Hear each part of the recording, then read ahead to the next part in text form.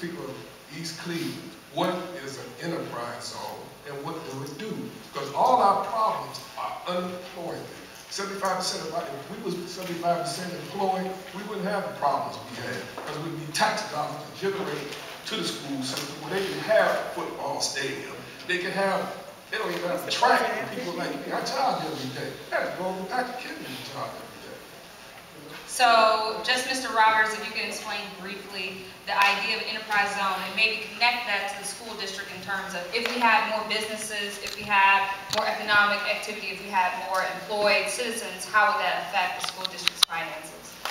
Well, the Economic Empowerment Zone is a program that is developed by the federal government, the United States government, and what it does, it goes into communities and does a need assessment, evaluate the strengths, the needs of the community, economic-wise and otherwise.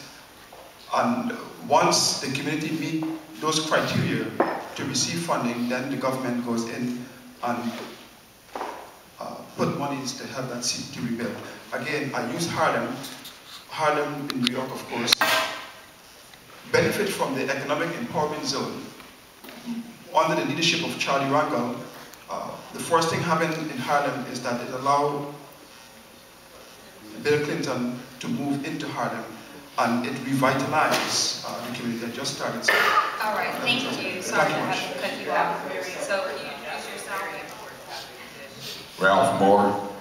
I'm not as naive as my questions may appear, but the school board members, I think to let us know when the board meets, how long, how much time you're able to commit each week to your school board activities, and then some things too, like what is election day and how many people are running for office who are not here today and things like that. Okay, so he's just asking for general information, and maybe what we can do is towards the end of the debate, we can actually ask all those questions, we can answer all those questions. But I don't think we should dedicate time right now, but those are excellent questions and we can do that at the end. Okay, we'll answer them at the end. Okay. So don't forget Mr. Moore. Thank you. My name is Mansell Baker. I'm one of the council people for East Cleveland. I'm a proud graduate of Shaw High School. I love the city school district, marched in the marching band. My question to you guys is that there are activities happening after school at the dismissal, multiple fights and situations going on. What are we going to do to curb that? Also, what are we going to do to curb the culture within the buildings to where we become more attractive to outside students? Because I know we still have the open enrollment, but understand that our marketability on the outskirts of East Cleveland is not a winning one. What is your plan to attract more people? What is your plan to curb some of these violent incidents that are happening after school?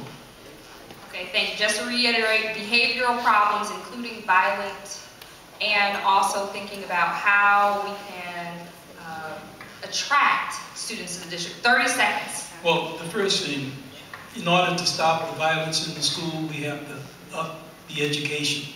Children need to be involved in education. In order to attract more students, we need to market. We need to market back to those students that have left. We need to put this young man's picture on the back of a bus. We need to put my grandson, who is a Shaw High School student, a student of East Cleveland, on the back of the bus. This is what East Cleveland can give you. This young man's going to law school. This young man's going to medical school. People see that, they'll come back.